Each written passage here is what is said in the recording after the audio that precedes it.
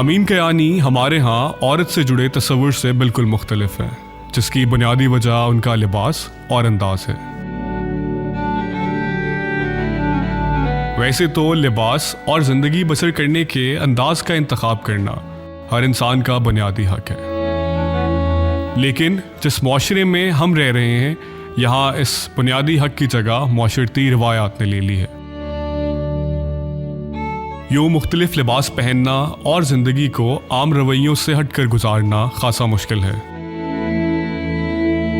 लेकिन रामीन कयानी ने इसी मुश्किल सफ़र का इंतखाब किया है। आए रामीन कयानी से जानते हैं कि आम रवैयों से हटकर मुख्तलिफ लिबास पहनना और मुख्तलिफ सोचना कितना मुश्किल है।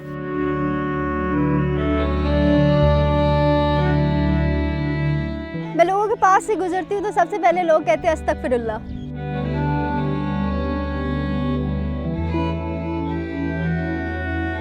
मैं तो बचपन से ही ऐसी हूँ। मुझे लड़की, शायद इसकी एक वजह ये हो सकती है कि मुझे लड़की होने पे गुस्सा आता था, क्योंकि मुझे लगता था हर कोई लड़की को बहुत नाजुक समझता था और मेरे लिए नज़ाकत बहुत एक बहुत गलत चीज़ थी।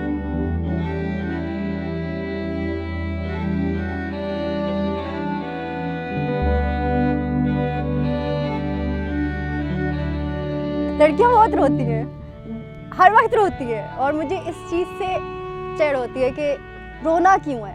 लड़कियों को लगता है कि बस एक मसला होगा, दुनिया ख़त्म, सब कुछ ख़त्म।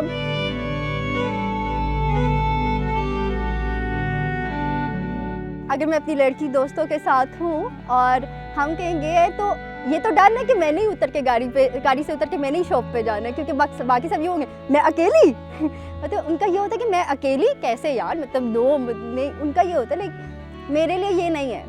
मेरे लिए है कि अगर दुनिया में कोई मसला है, मसले के बगैर सबसे पहले ज़िंदगी यकीन नहीं है।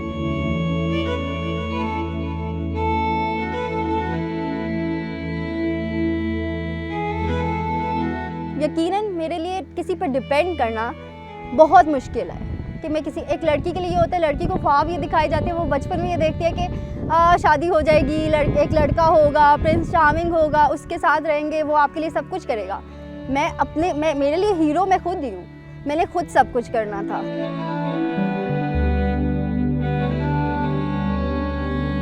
आई थिंक मेरे लिए सोसाइटी इतना बड़ा मसला नहीं थी जितना बड़ा मसला मेरे घर वाले थे, क्योंकि सोसाइटी में ये सीन है कि सब मेरे पीछे तो बातें कर रहे हैं लेकिन किसी में इतनी हिम्मत नहीं थी कि कोई मेरे मुंह पे आके कुछ कह दे।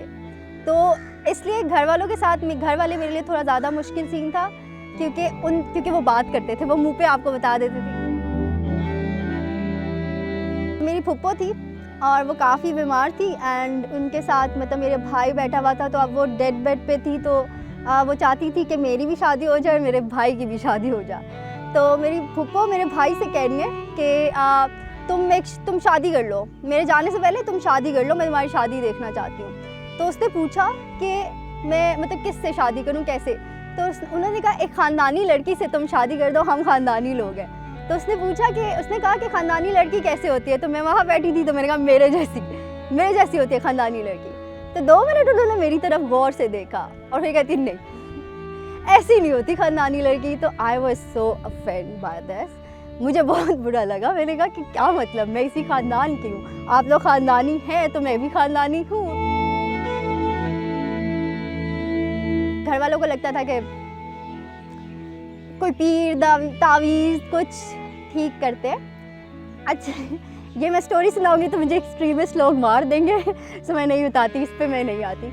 मुझे बहुत ज़्यादा पीर के पास लेके जाया जाता था, मौलवीज़ के पास लेके जाया जाता था कि इस पे मुझे कहा जाता था कि इस पे जिन्न है, इसके साथ जिन्न है, जबकि मुझे पता था कि मेरे साथ कुछ भी नहीं है। और मेरा पूरा बचपन वो जिन्न ढूंढते ढूंढते गुजर गया कि वो जिन्न कहाँ है जो सब कह रहे हैं कि मेरे साथ है।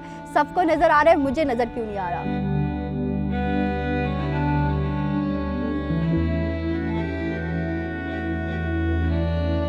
कपड़ों को देख के मिलता है तो वो मुझे मिस जज करता है।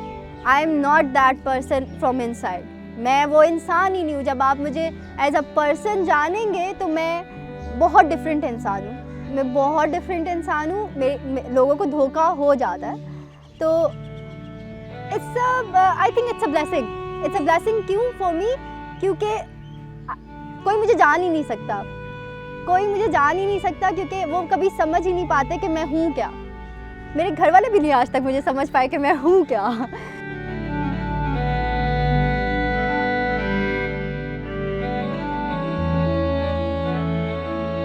बहुत ज़्यादा चीज़ें एक्सट्रीम पे फील करती थी कि हर इमोशन बहुत ज़ोर से फील करती थी।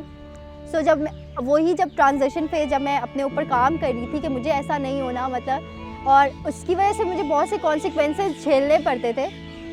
सो मेरी एक्सरसाइज में रोज़ की एक्सरसाइज ये भी थी एक अल्हम्दुलिल्लाह कहने के साथ कि मुझे कुछ फील नहीं हो रहा, मुझे फील ही नहीं हो रहा। मुझे मतलब मैं शीशे के सामने खड़े होकर बस अपने आप को बता दी थी कि मुझे कुछ फील ही नहीं हो रहा।